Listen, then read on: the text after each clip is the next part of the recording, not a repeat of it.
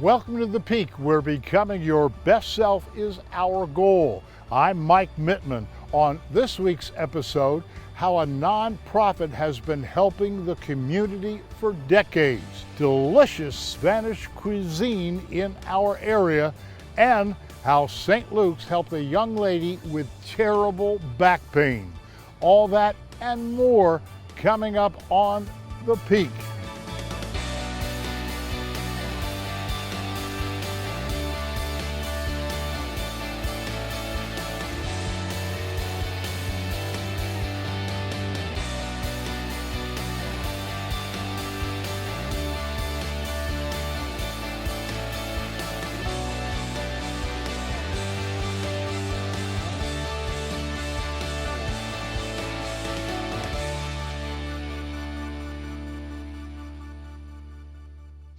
The Junior League celebrates its 80th anniversary of giving back to a variety of organizations. See how they got their start and what they continue to do for families in our region.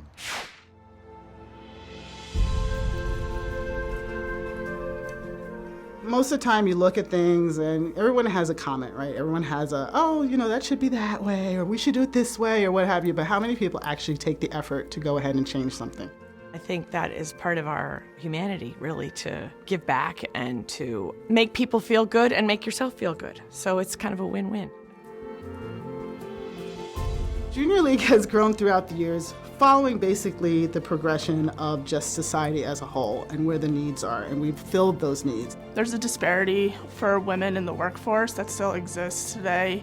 Junior League gives you the training, the leadership, and the skill set to elevate your performance in the workforce. We receive a lot of training on how to organize, complete a project in the community, and to discern what the best projects for the community and for the Junior League to collaborate on would be. The Junior League of the Lehigh Valley currently supports a number of community projects. We gave 90 complete Thanksgiving dinners to families in the Allentown and Bethlehem area school district. Over the last 5 years, we've given over $25,000 in scholarships. We collaborated with the YWCA, the JCC, and the AAW to form the perfect fit. It's built into this beautiful boutique that we have, and we offer interview services and just give women a little more confidence to go out there and meet the world.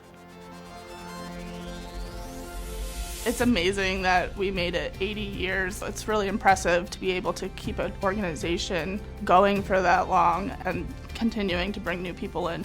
When I joined the Junior League, I found a sense of purpose and the mental stimulation that I was searching for.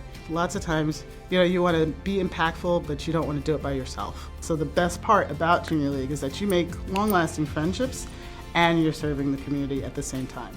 You can see the evidence of the impact that the Junior League has done throughout our 80 years. We are all in different situations, but all have great things to contribute to the world, and even though we are a small piece in the Lehigh Valley, a little raindrop has a great ripple effect.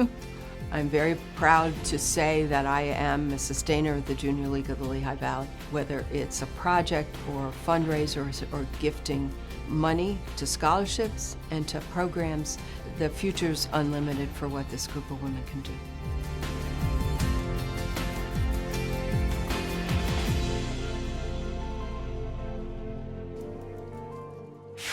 This shows us how impactful it is to donate your time to help others. Now, let's check in with Holly as she explores Spanish restaurants in Lehigh Valley.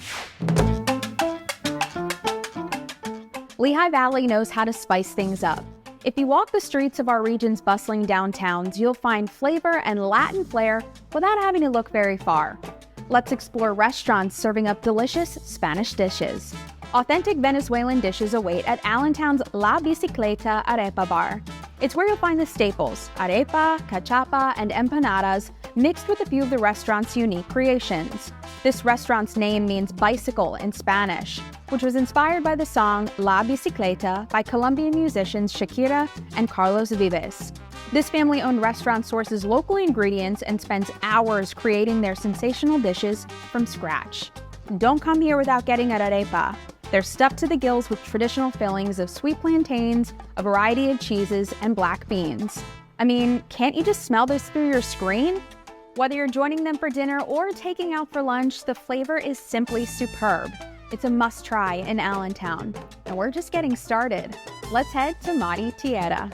If you're like me, you're not afraid to let your taste buds go on an adventure.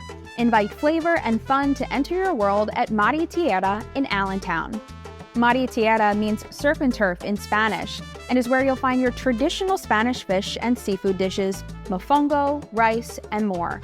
Menu highlights also include empanadas, beef tripe, clam chowder, and Cuban sandwiches. And save room for dessert, such as cheesecake and tres leches. The restaurant also offers specialty beverages including espresso, natural juices, milkshakes, and smoothies. If you're not hungry yet, frankly, I'm shocked. Teetering on the edge? Let's round things out at Couch Potato. Food so good it turns you into a couch potato, hence the name, which also highlights a key part of the food served here.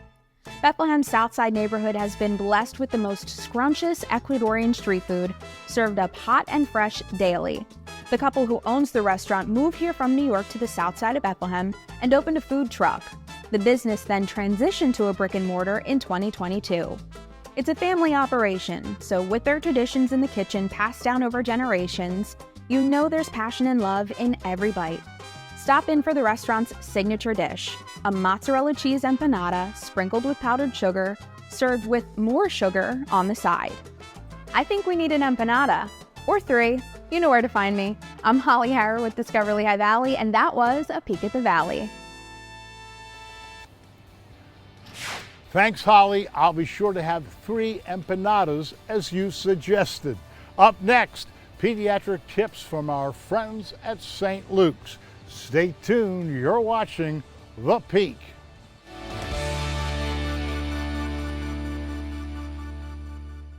Tis the season for kids to play outdoors. St. Luke's shares some helpful tips on how to tackle those seasonal allergies.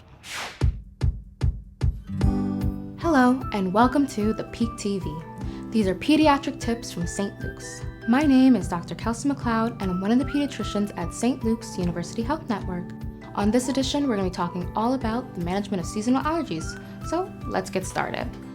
We are in peak allergy season, so I have some tips for you and for your family to help you during these times. So first off, try to schedule outdoor playtime for a little bit later in the day because pollen is in its highest concentration in the morning. Remove potential triggers by washing the hands and washing the face, changing clothes, leaving shoes by the door shortly after entering the home.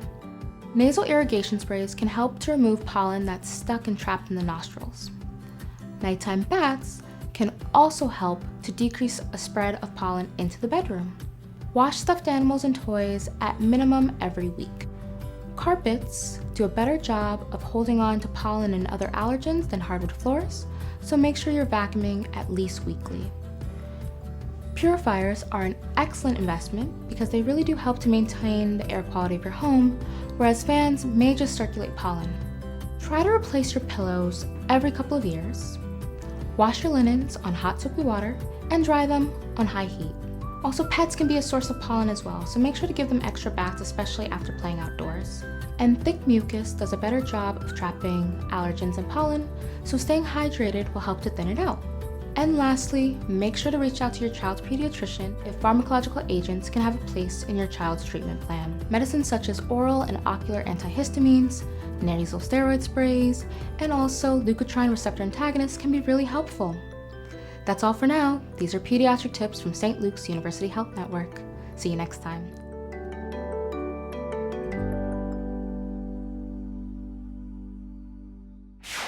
Thank you for sharing your insight, St. Luke's. Next up, Sarah takes us to a yoga studio in Allentown that is sure to make you sweat. Check it out. Hi, I'm Sarah Viteri, and this is Voices of the Valley. Today we're at the Allentown Yoga Works, and it's such a beautiful studio. There's so much to see. Let's go take a look.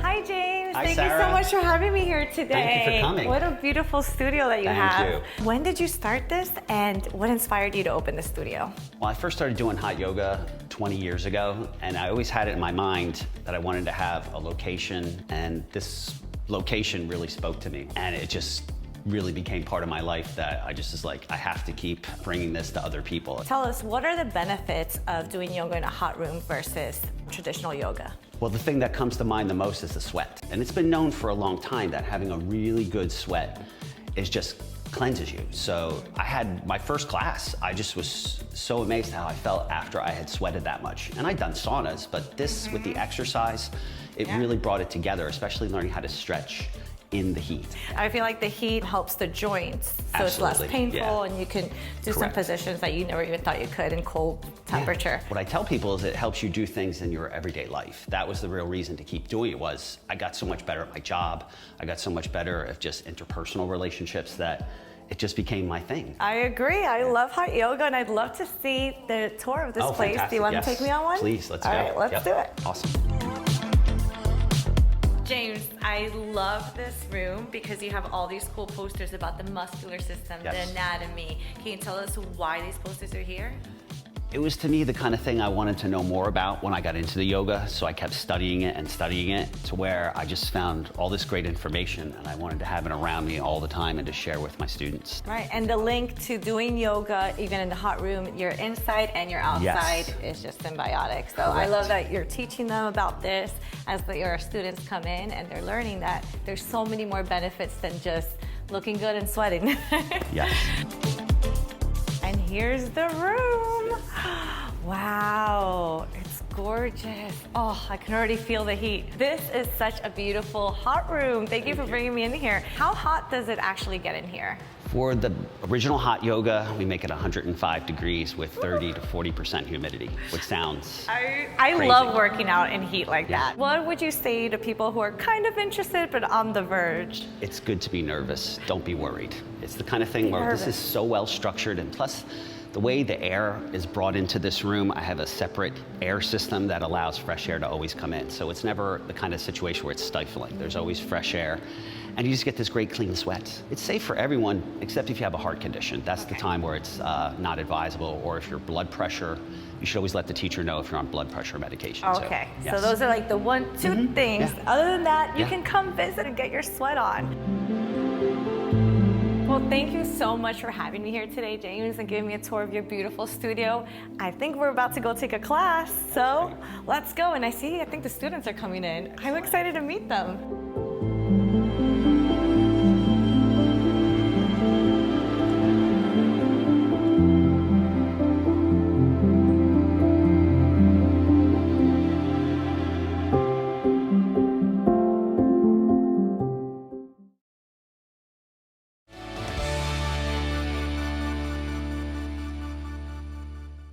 Back pain can be very common among adults, but it can be alarming when your young child is suffering. See how St. Luke's diagnosed and treated Avery.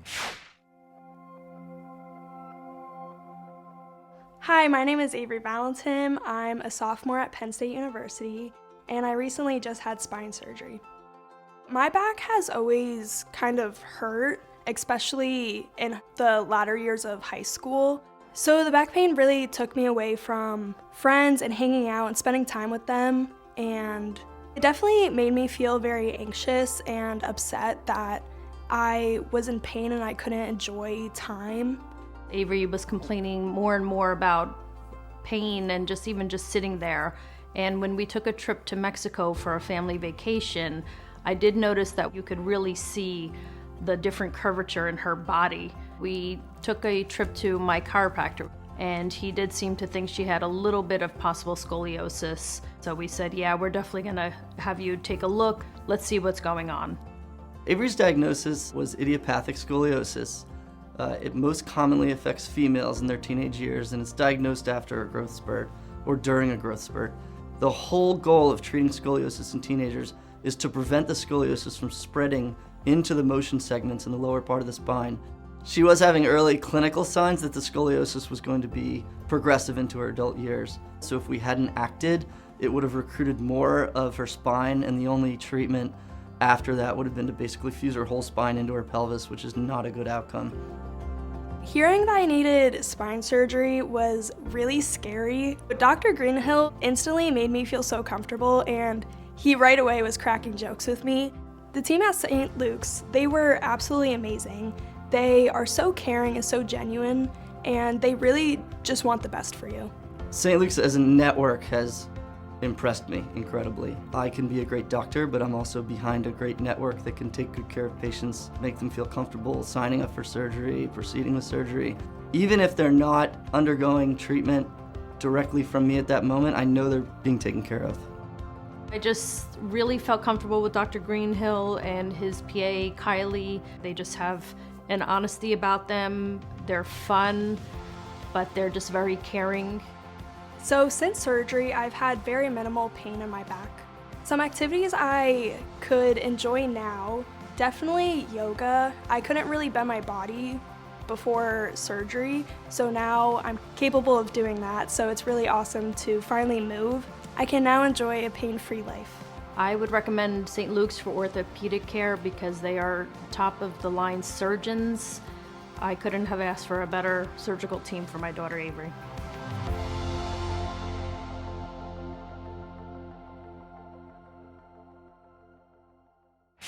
Joining me today is Dr. Jennifer Janko, Chair of Pediatrics at St. Luke's University Health Network. Thanks for being here, Dr. Janko. Thanks for having me.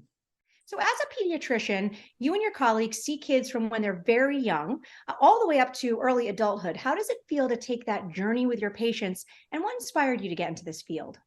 Probably one of the most rewarding and special parts of my career. I think there's nothing more important than when parents trust you to kind of invite you into their journey to parent their child, and to be able to see them through all the small trials and tribulations and then the big trials and tribulations. And that's really, I think, what inspired me to become a pediatrician, is that being part of that journey. Working with children is my favorite part. I enjoy the parents too, but I really do enjoy seeing that child come into their own, and that child over time learning how to problem solve for themselves. I help them in the beginning, but then as they get older, they learn how to make some good choices for themselves too. It's really such an important and special relationship. And as a parent, it's so important to have a pediatrician you feel like you can talk to, but your kids can talk to as well. Sometimes during routine checkups, you might find something that a child needs a specialist, say an orthopedist or a nephrologist or something like that. That can be scary. What's your approach to parents and the family when you're delivering news of maybe them getting checked out with a specialist? I think it's really important to be honest, also be appropriately honest. And so when I'm evaluating a parent, I will tell them if I'm really worried.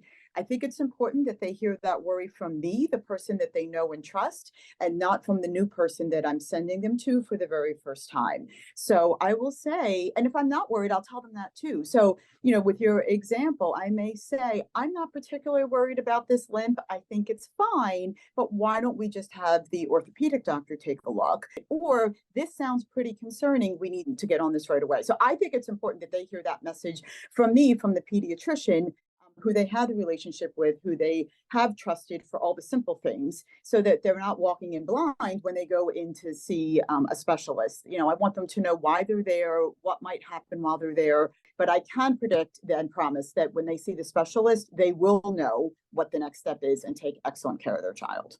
St. Luke's Pediatrics has grown so much, and there are so many pediatric specialties now. How has this helped improve patient care for you and the other pediatricians at the network? Working as a primary care pediatrician, when you don't have all those specialists, it's hard. You're kind of doing it by yourself, or having to send your families a great distance just to get some reassurance or get something checked out. So when I say, I really think this is important to get looked at, and I know somebody specifically and they're here in your community, I think that makes the family feel better. And it also makes it more likely they're going to be able to do what I'm asking them to do. I don't think patients or parents are ill-intentioned if they don't follow up. Sometimes it's hard.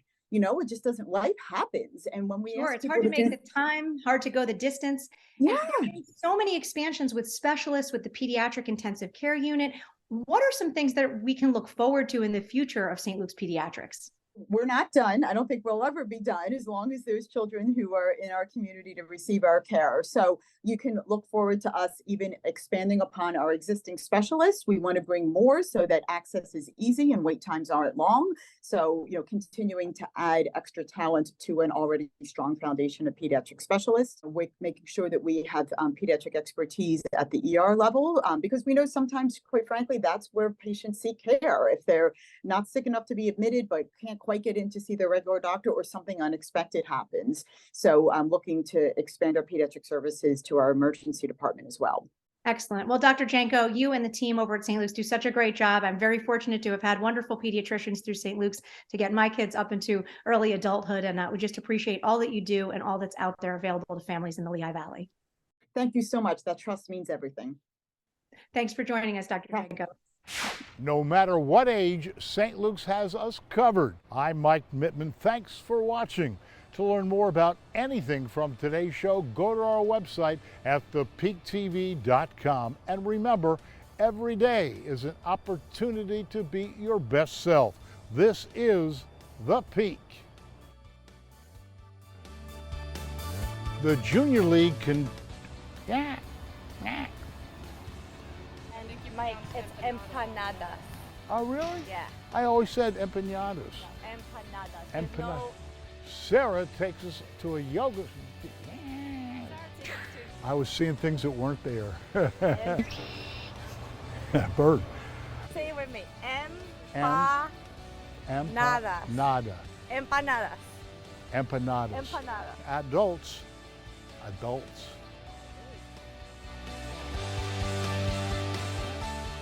Portions of this program were paid for by St. Luke's University Health Network.